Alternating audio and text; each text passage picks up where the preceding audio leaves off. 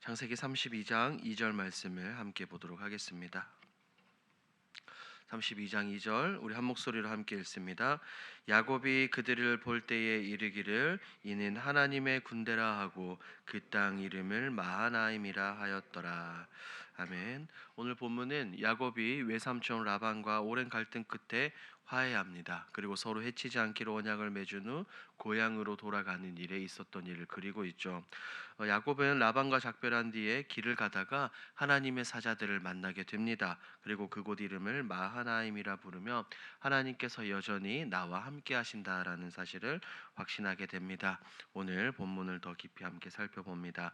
내용 관찰 1번입니다. 야곱이 라반이 세운 돌무더기와 기둥은 무엇을 증거합니까?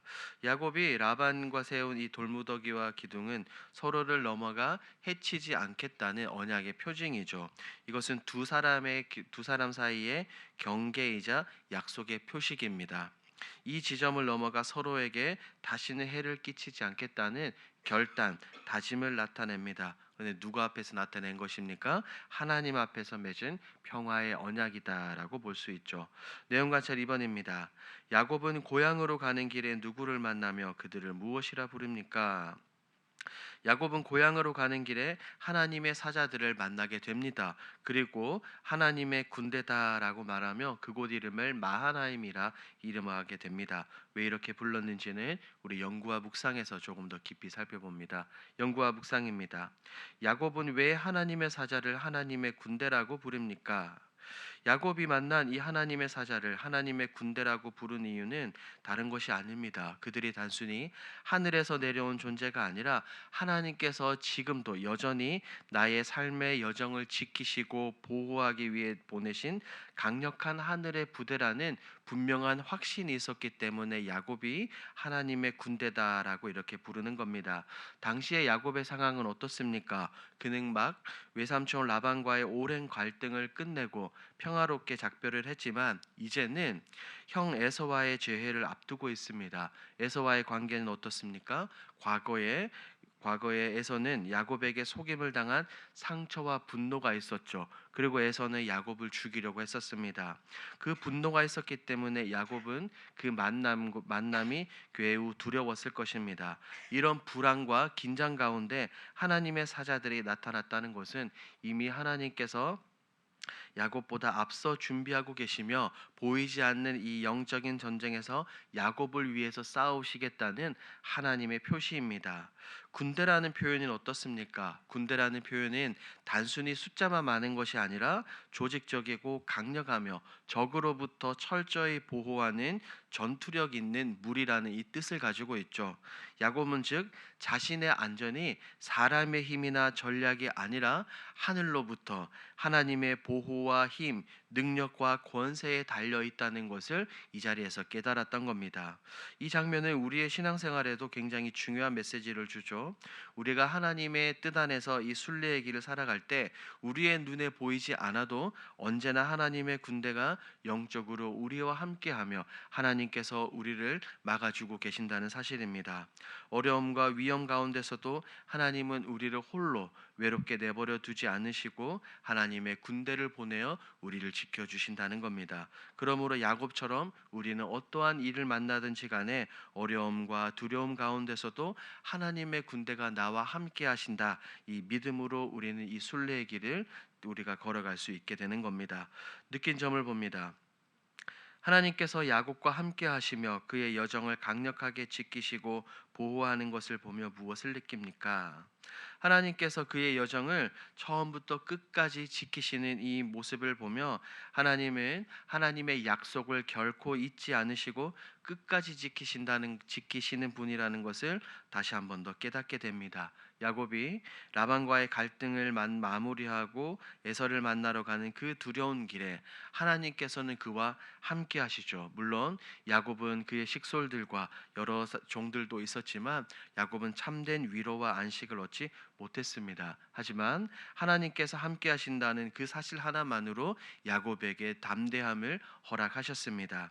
하나님께서는 오늘날 우리의 삶 가운데서도 보이지 않는 방법으로 우리를 지키시고 계신다는 확신이 듭니다. 그러니 세상이 줄 수 없고 사람이 줄 수 없는 진정한 평안과 위로, 샬롬을 우리가 느낄 수밖에 없습니다.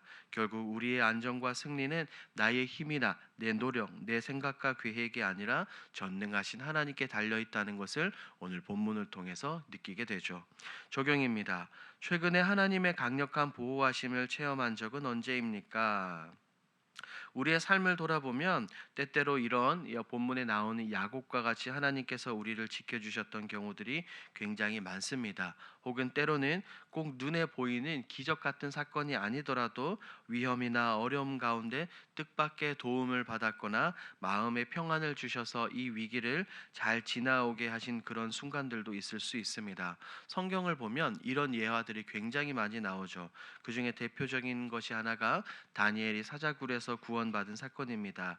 다니엘은 하나님께 기도한다는 이유로 사자굴에 던져졌지만 하나님께서는 천사를 보내어 사자들의 입을 막으시고 다니엘을 구원하셨습니다.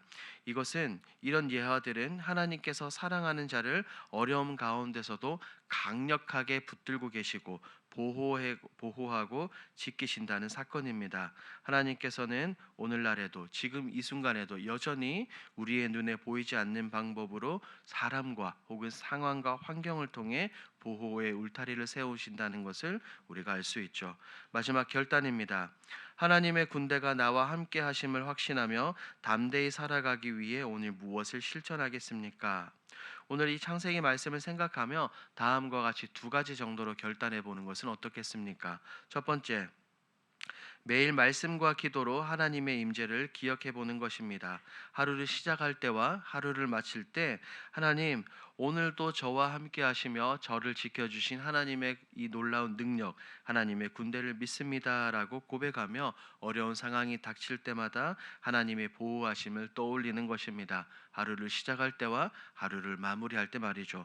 두 번째, 두려움보다는 믿음을 선택하는 것입니다. 어떠한 어려움 앞에서 앞날이 불확실하거나 위협적인 상황이 와도 내 스스로의 힘과 내 방법만을 의지하지 않고 하나님께서 이미 나보다 앞서 계신다라는 이 믿음으로 결정하고 행동하는 것입니다.